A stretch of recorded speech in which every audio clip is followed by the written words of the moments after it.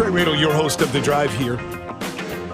Session getting underway here in Tallahassee for an update, an overview, and look at what's happening behind the scenes. We have on with us now State Representative Dane Eagle, also a candidate for Congress, I will mention. You can always visit him online, daneeagle.com. So Dane's in Tallahassee now, and we have him on from time to time, again, just to understand what's going on. Dane, I would first start with the budget proposal that Governor Desantis puts out. Now, let me kind of draw on my own experience and what a lot of us listening now know. We know that the president of the United States will put out a budget. It's merely a suggestion of where the president would like things to go, what they would like to see. Tell us about how it works in Tallahassee and what the governor's proposed. Almost exactly the same. And first of all, thanks for having me on, Trey. I always appreciate the opportunity to discuss what we're doing up here in Tallahassee and what the taxpayers are sending us up there to watch out for. So, yes, the governor released his budget. I believe it's $91.4 billion. Last year's budget was $91.2 billion. So slight increase, a lot of money. We also have a lot of growth. We have about 1,000 new people coming here to the state every single year. So what we've tried to do in the Florida House, which is quite a conservative body, we have Republicans in both the House and the Senate. And of course, the governor's a Republican as well. What we try to do in the Florida House, and myself as majority leader working with the speaker and the rest of the body, is try to put out a budget that spends less per capita every single year. So while spending overall might grow up because that's organic growth, we have more people coming to the state, therefore a larger tax base. Yes, there's more money in the pot, but let's cut that spending overall to make sure that taxes are going back and we're not spending more per capita. So that will be the number one thing we look at as the House. Now, again, the governor just released his suggested budget of $91.4 billion. So we're going to look at that. It's simply a suggestion. I'd say the governor's biggest powers, and the president as well, is the veto power. So they cannot put out a enforceable budget. They can merely suggest. Then the legislature, the House and the Senate, get together. They agree on a budget, send it to the governor and or the president if it's Congress, and then they can veto. So that is where the governor's power would come in at the end of the day. I want to get into some of the details of the budget. First, give us an overview of how all of this unfolds. You're in Tallahassee now. You're the majority leader. What things are happening right now in Tallahassee, and then lay out how this unfolds come January and so forth? So we're in committee weeks currently. We only have 60 days that we are required constitutionally to be in Tallahassee, and that's the time that we can pass a law and pass a budget.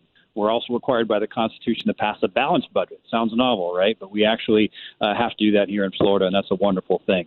So what we do in these committee weeks, it starts to prepare for that. We're also hearing bills in our committee hearings to prep them to be heard on the House floor when session takes off here in January. So basically what we're doing is preparation. We're looking at bills. We're looking at the budget. We're starting to have hearings to see what is good conservative legislation that we need to pass and what is legislation that, frankly, needs to be killed and never see the light of day. And that's what we work on heavily in the majority office. And then when it comes to the budget, we start working on that through our sub-appropriations committees. Now that we have the governor's proposed budget and we like our governor, Governor Desantis is doing a great job, we take that to great credit. He's got a good staff. And a good office in the executive branch that's been able to research some of these things. He's got agencies that have put out requests. So that starts with him. Then we take a look at it. We see where we can meet in the middle on some of these things, or we can say, Governor, we appreciate your suggestion here, but as legislators, as the watchdogs of the people, how about we do this instead? So those negotiations will start to happen, and that happens over the 60-day period of session between the House, between the Senate, with the governor. It's a lot of communication, and that's really how the sausage is made at the end of the day. So let's chat a little bit about Governor DeSantis' budget and then get into some issues that you think are big, prominent, that our listeners will be interested in this session.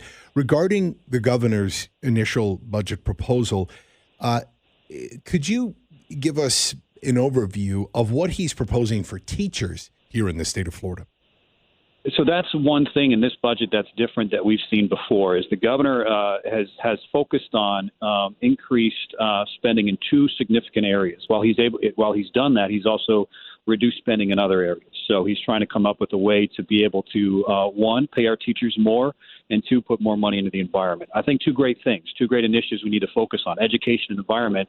Without those two things, what are we as a state? We need to be able to make sure that our kids are being educated and hopefully stay in the state of Florida, by the way, and be job creators and spur the economy. We also need to make sure that our environment, especially in Southwest Florida, we've seen year after year that we're paying attention to the needs, and that is largely towards reservoir projects to the drainage system, making sure that we have the clean water we need. That costs money, and that's the reality we live in. We've got to figure out how to fund these things. And so the governor's asked for, I think, about $1 billion towards education this year, and about $600 million towards the environment. So our job now is to look at the nitty-gritty details. When I say our job, the legislature, figure out how we actually do this. Can we actually afford it? Are we spending more? Of course, we're not going to raise taxes, so that's not a question. So if we need to pay for these things, where do the cuts need to happen? And if we're making cuts, that's real. I mean, who are we taking this people that had otherwise thought they'd get this money, whether it's public safety, whether it's healthcare, which, by the way, is a huge chunk of our budget, which we try to cut back on every year. We've got to figure out how to move that money around and make sure that the biggest needs, which may be education and the environment, are being funded. State Representative Dane Eagle on the line with us right now, also the House Majority Leader, giving us a lowdown on what's happening right now in session, where things are heading.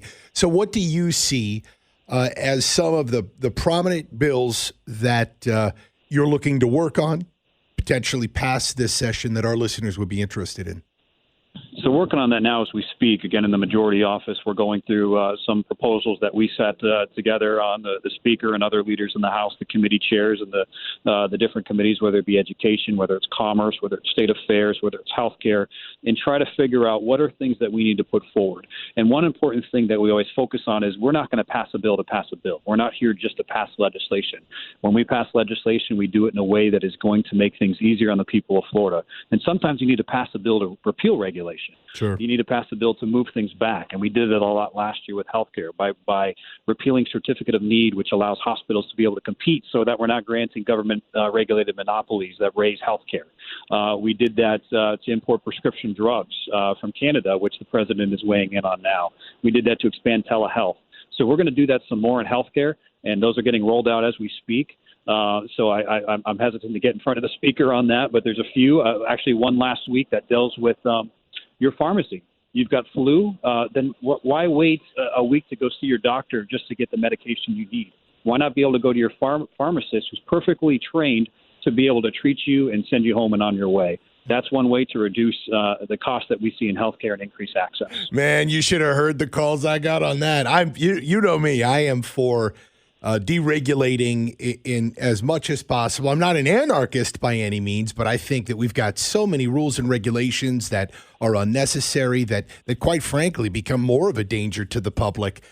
In that case, you've got people who, yes, just like you said, wait a week or more just to get into the doctor, or worse, they just show up at the ER where, by the way, you're exposing yourself to other potentially serious issues.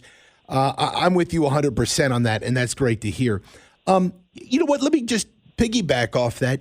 Any other sort of deregulation type bills? I mean, I know in the past, last session, there was pushes for things like getting rid of some of the burdensome licensing for people like who cut hair, manicurists, things like that. Can you speak to all on some of those issues? Yes, that is something we try to do every single year, and has become one of the governor's top priorities. So we, as the House, have been working very closely with them, and the Senate as well. Unfortunately, that bill has not passed yet. So what we do every year is once session ends, every bill dies, and you start back over. That's unfortunate for great bills you're working on, but that's also a good policy in general to try to stop some of these bills that probably don't need to get passed. So anyways, we're starting over on the dereg bill, and we're working on that as we speak very closely with the governor's office. And yes, I mean, you look at any, and it's basically DBPR, Department of Business and Professional Regulation, with Secretary Halsey Bashir, who's a former member of the House that I served with, who's doing a wonderful job over there. He's looking at all these occupational licenses that he's in charge of, whether it's real estate agents or brokers, appraisers, as you said, manicures, haircuts, barbers, masseuses, you name it. You look anywhere, you need a license to practice. And maybe that's needed in some degrees for consumer safety. Look, if you're going to be a realtor, you better know how to sell a house, and you're not selling someone they're the biggest investment of their life, and you don't know what you're doing. But to what degree is that licensure impeding others from getting into the business? Yep. So how can we scale that back to stop these barriers of entry and allow people to find gainful employment? I'll tell you one small piece that I'm putting into that bill, and I learned just through the being active in the fitness arena and CrossFit. If I were to tell you right now, Trey, you should eat an apple a day. Oh, this is the dietitian thing. Dietitian. You paid me $5 for that advice, and I didn't tell you I'm not a dietitian. I could go to jail. I could go to jail for $5 from you to tell you to eat an apple. That's a state law. That's ridiculous. That needs to be repealed, and there's others like that. State Representative Dane Eagle on the line with us right now. You can visit him online, DaneEagle.com, also congressional candidate. We're talking with him, though, today about what's happening in our Florida House and the legislature as he is the majority leader. Dane, let me wrap up a few things that neither of us have any real control over, with the exception of talking to people about, educating people, and that are these ballot initiatives. I believe that we've talked a little bit about the so-called assault weapons ban, minimum wage, open primaries. This is a deal that you've got a guy in South Florida who is bankrolling a ballot measure to amend our Constitution to change us from a closed primary system to an open primary system. And what that means for you listening right now is, if you're a Republican, you're going to have Democrats voting in your primary. Same thing with Democrats, Republicans. MAGA hat-wearing Trumpsters are going to be voting in your primary. What's your take on this? And can you give us any insight, kind of like what the Republican Party thinks? Yeah, it's scary, and that's me as a majority leader in the Florida House seeing this and not having a lot of control over it. It's scary, and it's a problem that we're dealing with, this ballot initiative process, and we've just seen it spur out of control over the past few years, and we've actually taken legislative measures to try to crack down on it. The challenging thing is we, the legislature, cannot change the Constitution. So this is something that's allowed by the Constitution, and the voters are the only ones that can change the Constitution. So the ballot initiative is constitutionally approved, and I think there's actually ballot initiatives that are being worked on that would change that. So the irony is, in order to change these ballot initiatives, you need a ballot initiative. But the bottom line is, we're seeing a few that are coming up this year that are scary. Open primaries. I mean, this is toying with our republic, the voting system that we deal with. Now you're going to have someone from another party choose who the other party's nominee is.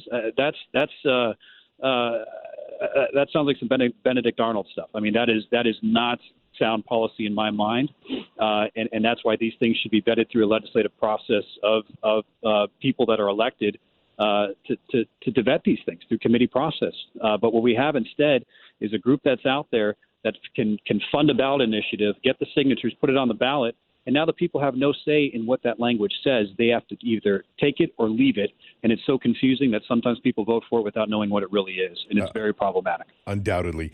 Dane Eagle, thank you so much. You've been very gracious with your time tonight. It's much appreciated. Till next time. Always good to be with you, Trey. All right. Thank you so much. Again, that was House Majority Leader Dane Eagle.